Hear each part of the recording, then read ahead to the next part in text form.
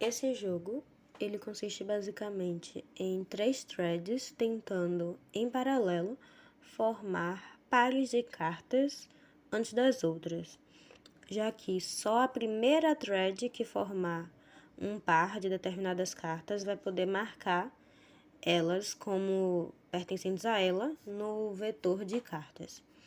Abrir o código no VS Code para explanar melhor como funciona essa lógica.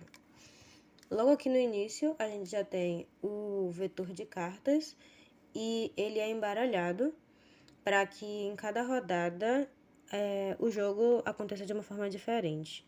E temos aqui também a definição da quantidade de tentativas que cada thread vai ter para acessar o vetor e conseguir uma carta, que são 30. Aqui nós temos a função que as threads irão executar, a função chamada procura cartas, que recebe como parâmetro o ID da thread. Logo aqui no início da função é criado um buffer, que é um vetor, onde as threads vão conseguir armazenar as cartas que ela teve acesso no vetor de cartas. E as posições são definidas aleatoriamente. Dentro dessas 30 tentativas, aqui dentro desse vetor vão ser sorteadas 30 posições que a thread vai poder acessar durante a execução. Aqui, a thread ela tenta acessar o vetor. Quando ela acessa o vetor, ela dorme por um tempo para simular carga de trabalho. Logo em seguida, ela adiciona uma carta, a carta que ela tiver tido acesso na posição que ela acessou, ela coloca no buffer dela e ela não pode guardar mais que 3 cartas por vez no buffer. Então, esse if vai se certificar que quando ela tentar colocar uma quarta carta, a primeira carta que ela tiver colocado vai ser retirada do buffer. Já aqui, nesse próximo if, será verificado se entre as cartas que ela já colocou, depois que ela já tiver mais que 2 cartas no buffer, 2 ou mais, vai ser verificado se ela já conseguiu combinar 2 cartas que, mesmo sendo diferentes, têm o mesmo valor. Caso ela tenha conseguido e nenhuma outra thread tenha marcado aquelas cartas como dela, aqui ainda tem que estar como none, o proprietário lá na tupla, ela coloca o ID dela na thread lá no vetor principal, o vetor que elas vão estar compartilhando. E depois ela libera o vetor e fica repetindo isso as 30 tentativas cada thread. Aqui nós temos a função principal do código. São criadas as 3 threads, as 3 vão executar a função procura cartas e enviam o ID cada uma. E aqui no final vai haver um processo para avaliar quantas cartas cada thread conseguiu marcar no vetor.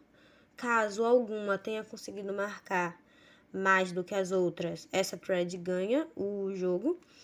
Mas existe também a possibilidade de uma das threads não conseguir marcar nenhuma carta e as outras 2 conseguir cada uma marcar 2, porque são 4 pares de carta. Então pode acontecer também isso, e quando isso acontece há um empate. No final também é exibido como ficou a configuração final do vetor de cartas.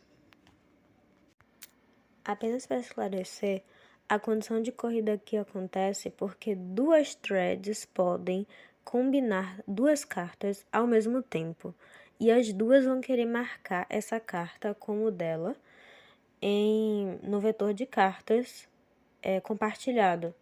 Então, as soluções vão visar impedir que 2 threads possam combinar ao mesmo tempo e colocar as 2 ao mesmo tempo no vetor. Vamos para o primeiro código, o de mutex. E nesse código e nos outros também, eu defini uma configuração específica para o vetor de cartas e também vetores de posições específicos. Aqui, a função que cada thread executa, Além de receber o ID da thread, como já recebia antes, o ID, vai receber também um vetor de posições para podermos comparar as execuções entre as diferentes soluções e definir qual foi mais eficaz. O código de mutex, o mutex está sendo implementado com o thread.lock e o que altera na execução. Para a thread conseguir ter acesso ao vetor e adquirir uma carta e, consequentemente, também ter a possibilidade de combinar e colocar no vetor, ela precisa adquirir o mutex. Agora vamos analisar o código do semáforo. Logo que no início temos a classe semáforo. Ela é inicializada com um contador que tem a quantidade de recursos disponíveis. No nosso caso é 1, que é apenas o vetor de cartas. E apenas uma thread vai ter acesso por vez. E self-condição, que é para sinalizar se a thread precisa esperar ou não. Aqui temos a função de entrada. Quando a thread está querendo acessar o recurso, ela aciona essa função entrada, esse método entrada. E enquanto o recurso não estiver disponível, a thread ela vai precisar esperar. True. Quando ela consegue acessar o recurso vai deixar de estar disponível e ela não vai precisar esperar, ela vai estar acessando o recurso naquele momento. Quando ela já acabou de utilizar o recurso, ela volta a incrementar a quantidade de recursos disponíveis, porque o vetor vai estar disponível agora para outra thread e a thread não vai precisar esperar. O resto do código é muito semelhante com o de mutex. Muda que aqui o semáforo está sendo inicializado e aqui, ao invés de adquirir um mutex, a thread ela aciona o semáforo, dizendo que ela tem interesse em acessar o recurso. Quando ela acaba, ela sinaliza que já encerrou. Agora o código de barreira. Aqui temos a classe barreira. A inicialização dela tem um número de threads, que é 3. Aqui ele é enviado como parâmetro 3. O contador de quantas threads alcançaram a barreira, um lock e uma trava que vai servir para bloquear as outras threads bloquear as threads que já chegaram enquanto alguma ainda não tiver chegado. Temos o método devEsperar, onde cada thread que chega à barreira incrementa 1 no contador para avisar que ela já chegou. E quando todas as threads chegam, as threads que estavam bloqueadas são desbloqueadas, elas podem rodar normalmente e o contador vai reiniciar para que haja novamente a contagem de quantas threads alcançaram a barreira novamente. Caso não, todas as threads que já tiverem chegado tem que esperar até a última chegar. Aqui tem a inicialização da barreira. Temos essa variável quantidade, que vai ser responsável por contar quantas posições já se passaram, quantas tentativas já se passaram, para que quando as threads tenham completado 10 tentativas, elas cheguem à barreira e esperem todas as outras threads chegarem. Aqui, como eu acabei de falar, quando elas chegam a 10 tentativas, a thread chama o método devEsperar e a barreira chama o método devEsperar e aquela thread ela deve ficar esperando as outras chegarem. Por fim, um código de troca de mensagens, onde a inicialização da fila de mensagens é um vetor que vai conter as mensagens deixadas pelas threads e um mutex para garantir que esse vetor vai ser alterado da forma correta. O método envia a mensagem, a thread vai conseguir acrescentar uma mensagem a esse vetor de mensagens e o método recebe mensagem, a thread vai conseguir ler uma mensagem desse vetor de mensagens. aqui tem a inicialização da fila de mensagens e também um lock para que todo o processo ocorra da forma que tem que ocorrer. Aqui, a thread, ela lê uma mensagem e esse while e esse if vai garantir que esse pedaço de código só seja executado se a thread ler uma mensagem na fila de mensagem. Enquanto ela não receber uma mensagem, ela vai continuar aqui nesse loop. E após ela executar, ela envia uma mensagem e sai desse loop.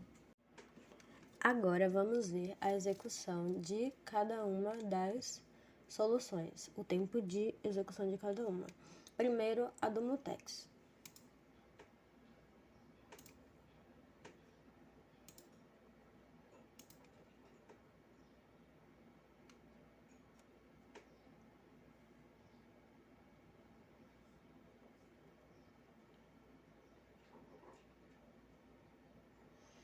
Aproximadamente 9 segundos.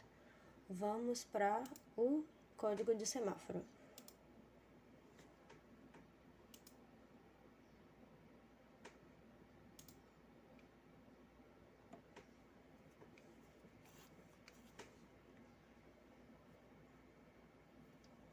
Já dá para ver que é mais lento.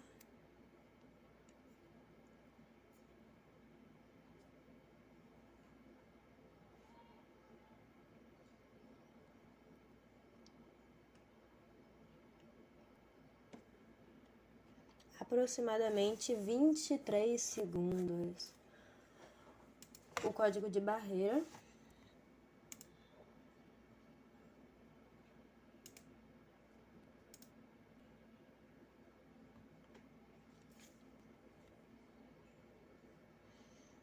Aproximadamente 4 segundos. E, por fim, o código de troca de mensagens.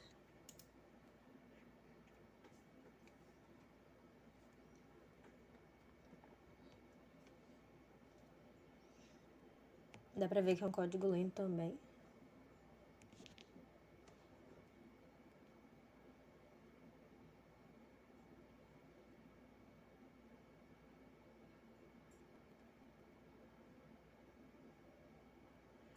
Aproximadamente 24 segundos. Uma coisa que se reparar é muito interessante é que aqui a thread 1 e a thread 3 iriam acessar na mesma ordem as mesmas posições. Logo, elas poderiam acabar combinando ao mesmo tempo essas duas cartas que na posição 3 e na posição 2 equivalem ao valor D. Elas poderiam acabar combinando ao mesmo tempo, mas com a implementação da solução, a thread 1 ela consegue combinar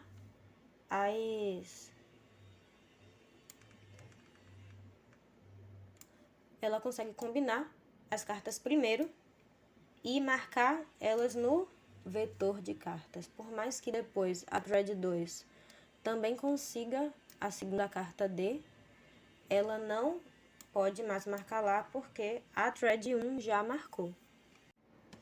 Também há outros momentos de condição de corrida no vetor e as soluções se mostraram eficazes, porém a que resolveu de forma mais rápida foi a barreira, que executou em 4 segundos.